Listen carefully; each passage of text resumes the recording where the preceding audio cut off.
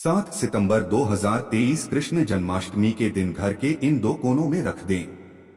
मोर पंख चमक जाएगी, आपकी किस्मत हो जाएंगे धनवान, मिलेगा संतान सुख और हर मनोकामना मात्र एक दिन में हो जाएगी पूरी। दोस्तों, करीब 200 वर्षों बाद जन्माष्टमी के पावन दिन पर एक बहुत ही दुर्लभ और दिव्य संयोग बनने जा रहा है, क्योंकि इस दिन भगवान श्री कृष्ण के आशीर्वाद से अमृत सिद्धि योग, धन लक्ष्मी योग, संतान प्राप्ति और राज योग का निर्माण हो रहा है। और ऐसे में यदि आप इस दिन गुरु जी द्वारा बताए गए इन उपायों से घर के कोनों में मोरपंख रख देते हैं, तो आपकी कैसी भी परेशानी हो, चाहे वह धन की इच्छा हो या संतान प्राप्ति की या अच्छे स्वास्थ्य की, हर मनोकामना आपकी मात्र एक आसान से उपाय से पूरी हो जाएगी। आखिर क्या है यह उपाय जो कि इतना प्रभावशाली है, आज हम आपको विस्तार से बताएंगे। इसलिए दोस्तों, वीडियो को आखिर तक जरूर देखें। और अगर आप भी भगवान श्री कृष्ण जी की कृपा अपने जीवन में पाना चाहते हैं तो इस वीडियो को लाइक कर लें, चैनल को सब्सक्राइब कर लें और कमेंट में जय श्री कृष्णा राधे राधे लिखना ना भूलें। दोस्तों, जन्माष्टमी का पर्व भगवान श्री कृष्ण जी के जन्मोत्सव के रूप में मनाया जाता है। भगवान कृष्ण जी का जन्म भादो मास के कृष्ण पक्ष की अष्टमी तिथि को रोहिणी नक्षत्र में हुआ था और उनके जन्म के दिन को आज भी काफी धूमधाम से मनाया जाता है। जन्माष्टमी के दिन भगवान कृष्ण की आधी रात यानी 12 बजे पूजा की जाती है और घंटे घड़ियाल बजाकर उनके जन्म की खुशियां बांटी जाती है। ऐसी मान्यता है कि भगवान विष्णु जी ने धर्म की स्थापना करने के लिए श्री कृष्ण जी के रूप में जन्म लिया था। इस दिन व्रत धारण कर श्री कृष्ण जी का स्मरण करना अत्यंत ही फलदायी होता है। शास्त्रों में जन्माष्टमी के व्रत को व्रत राज कहा गया है। भविष्य पुराण में इस व्रत के संदर्भ में उल्लेख है कि जिस घर में यह व्रत किया जाता है वहां अकाल मृत्यु, गर्भपात, दुर्भाग्य तथा कला नहीं होती है। जो एक बार भी इस व्रत को करता है वह संसार के सभी सुखों का भोग कर विष्णु लोक में निवास करता है। चलिए दोस्तों, जानते हैं कि साल 2013 में जन्माष्टमी का पर्व मनाया जाएगा। तो आपको बता दें कि जन्माष्टमी कृष्ण पक्ष की अष्टमी तिथि इस बार 6 सितंबर को पड़ रहा है। यह कृष्ण का 5250वीं जन्माष्टमी होगी। ऐसे में यह 6 सितंबर को दोपहर 3:37 से शुरू होगा और 7 सितंबर को शाम 4 बजे कर 14 मिनट तक रहेगा। इस दिन सुबह 9:20 से रोहिणी नक्षत्र शुरू होगा। ऐसे में गृहस्थ सितंबर और वैष्णव संप्रदाय के लोग 7 सितंबर को इस त्योहार को मनाएंगे। जन्माष्टमी के लिए इस बार शुभ मुहूर्त 46 मिनट का है, जो 12:02 से 12:48 तक रहेगा। ऐसे में इस दिन रोहिणी नक्षत्र का संयोग भी बन रहा है। ऐसे में इस दुर्लभ संयोग में जन्माष्टमी की पूजा करने से 3 जन्मों के पापों से मुक्ति मिलेगी। वहीं अगर किसी की आत्मा प्रेत योनि में भटक रही है तो उनके नाम से की गई पूजा उनकी आत्मा को मुक्ति प्रदान करेगी। इस दिन का व्रत निसंतान को भी संतान का सुख देने वाला होगा। ऐसे में इस बार जन्माष्टमी का व्रत करना ना भूलें। साथ ही जो इस व्रत को शुरू करना चाहते हैं उस बार उनके लिए सबसे अच्छा मौका है भगवान श्री कृष्ण की कृपा पाने का। ऐसे में वह भी इस बार व्रत को शुरू कर सकते हैं। चलिए दोस्तों, अब बात करते हैं मोरपंख के उपायों के बारे में। दोस्तों, मोरपंख घर में शांति और सुख समृद्धि के लिए बहुत ही उपयोगी वस्तु है। से शास्त्रों में एक प्रकार का यंत्र ही कहा गया है जो धन संपत्ति को आकर्षित करता है। यदि मोरपंख को घर में सही दिशा और सही स्थान पर रखते हैं तो इससे घर में धन का आगमन होता है। संचित धन में कई गुना अधिक वृद्धि होती है। मोरपंख को घर में रखने से पैसे की आवक कई गुना बढ़ जाती है। इसके लिए आपको केवल 3 मोरपंख लेने हैं और उससे जुड़े महत्वपूर्ण वास्तु उपाय करने हैं, जिसके बारे में आज हम आपको बताएंगे। इसीलिए इस महत्वपूर्ण जानकारी को पूरा जरूर देखें। दोस्तों, सबसे पहले हम जानते हैं कि मोर और मोर के पंख का हमारे धार्मिक शास्त्रों में क्या महत्व बताया गया है। धार्मिक ग्रंथों के अनुसार मोर पंख एक चमत्कारिक यंत्र होता है और इसका प्रयोग तांत्रिक क्रियाओं में भी किया जाता है। प्राचीन युग से ही मोर पंख को तांत्रिक साधना में महत्वपूर्ण माना गया है। साथ ही ज्योतिष शास्त्र में भी मोरपंख को बहुत ही महत्व दिया गया है। इसके साथ ही पुराणों में भी मोरपंख से जुड़े उपायों का वर्णन मिलता है। आयुर्वेद में भी मोरपंख के बारे में बताया गया है कि किस प्रकार से मोरपंख घर से रोग तथा बीमारियों को दूर रखता है। यदि घर में कोई व्यक्ति बीमार है तो मोर पंख का प्रयोग करके उसे स्वस्थ बनाया जा सकता है। मोर से जुड़ी पुराणों में कई कथाएं लिखी हुई है।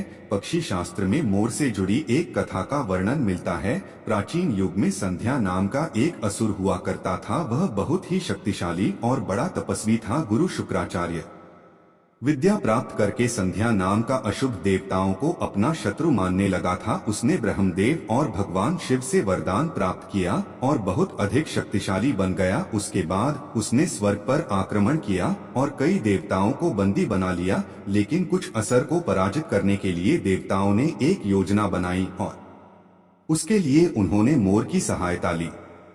सभी देवता और नवग्रह मोर के पंखों में विराजित हो गए, जिससे मोर बहुत ही अधिक शक्तिशाली बन गया और विशालकाय रूप धारण करके उस मोर ने संध्या असुर पर आक्रमण कर दिया। इस युद्ध में संध्या असुर का वध हो गया और देवताओं को उनका आधिपत्य फिर से प्राप्त हुआ। सभी देवताओं ने मोर की प्रशंसा की और उसे भी पूजनीय होने का वरदान दे दिया। तभी से मोर को बहुत ही पवित्र माना जाता है।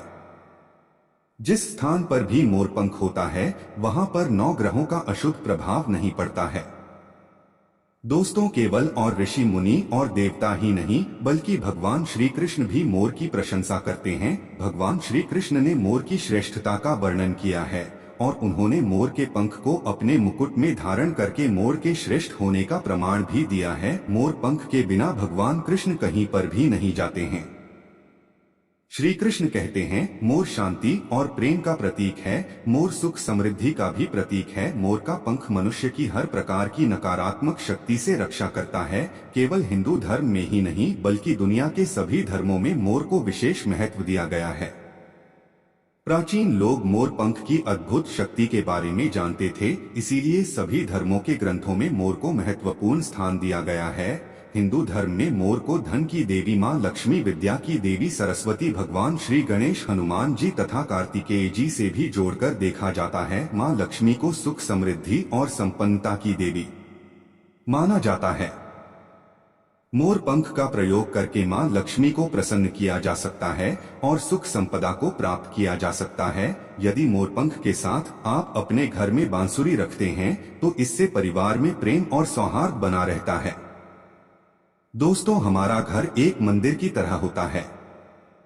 अगर इसमें रहने वाले सदस्य रोज आपस में झगड़ा करने लगे तो यह मंदिर कम, युद्ध का मैदान अधिक लगने लगता है। घर में क्लेश और झगड़े होने के कई कारण हो सकते हैं, लेकिन सबसे बड़ा कारण होता है घर में नकारात्मक ऊर्जा का प्रवेश करना। लेकिन हमारे घर में यह नकारात्मक ऊर्जा आखिर कहां से प्रवेश करती है और इस नकारात्मक ऊर्जा को दूर करने के लिए कौन से उपाय करने चाहिए? वास्तु शास्त्र के अनुसार प्रत्येक घर में नकारात्मक ऊर्जा फैलाने वाली चीजें मौजूद होती है। इन वस्तुओं के बिना हमारा घर चल नहीं पाता है। इन वस्तुओं को तो हम घर से बाहर नहीं निकाल सकते हैं, लेकिन उस नकारात्मक ऊर्जा को अवश्य बाहर निकाल सकते हैं।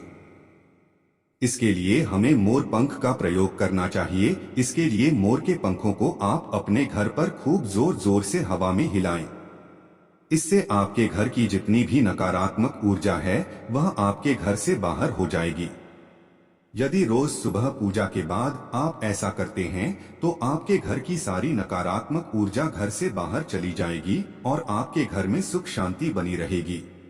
इसी बात को ध्यान रखते हुए आज हम आपको बताएंगे कि घर में वह कौन सी 3 जगह है जहां पर आपको मोरपंख जरूर रखना चाहिए, और इन जगहों पर अगर आप मोरपंख रख देते हैं तो आपके घर में भी सबसे अधिक सकारात्मक ऊर्जा बनी रहेगी। सबसे पहली बात, घर से नकारात्मक ऊर्जा को दूर करने के लिए अगर घर में नकारात्मक ऊर्जा है और परिवार के सदस्यों की तरक्की में अड़चनें निर्माण हो रही है तो आप अपने मुख्य द्वार के ऊपर गणेश जी की प्रतिमा रखें और प्रतिमा के दोनों ओर मोर पंख अवश्य रखें। इससे आपके घर में किसी भी प्रकार की नकारात्मक ऊर्जा प्रवेश नहीं कर पाएगी। यदि आपका मुख्य वास्तु शास्त्र के नियमों के विरुद्ध है तो आप मुख्य द्वार पर 3 मोर पंख अवश्य रखें। इससे वास्तु दोष समाप्त हो जाएंगे। दूसरी बात, ग्रहों के दुष्प्रभाव से बचने के लिए अगर घर के सदस्यों पर ग्रहों का दुष्प्रभाव है अथवा ग्रहों की स्थिति खराब चल रही है तो मोरपंख ले और उस पर गंगा जल अथवा शुद्ध जल का छिड़काव करें। फिर इसे ऐसे स्थान पर रख दें जहां पर या किसी को दिखाई न दे। इससे ग्रह शांत होने में मदद मिलती है। तीसरी बात, बुरी नजर से बचने के लिए अगर घर के किसी सदस्य अथवा बालक को बुरी नजर लगी है या उस पर किसी की बुरी नजर का प्रभाव पड़ा है तो सोते समय उस व्यक्ति के तकिए के नीचे मोरपंख रखें और दूसरे दिन इसे किसी बहते जल में अथवा कुएं में डाल दें, इससे बुरी नजर उतर जाती है। चौथी बात, पढ़ाई में मन नहीं लगता है। अगर घर के विद्यार्थियों का पढ़ाई में मन नहीं लगता है, उनकी याददाश्त कमजोर है, पढ़ाई करते समय बार बार नींद आती है, तो विद्यार्थियों को मां सरस्वती के सामने मोरपंख रखकर दूसरे दिन उस मोरपंख को अपनी किताबों में रखना चाहिए।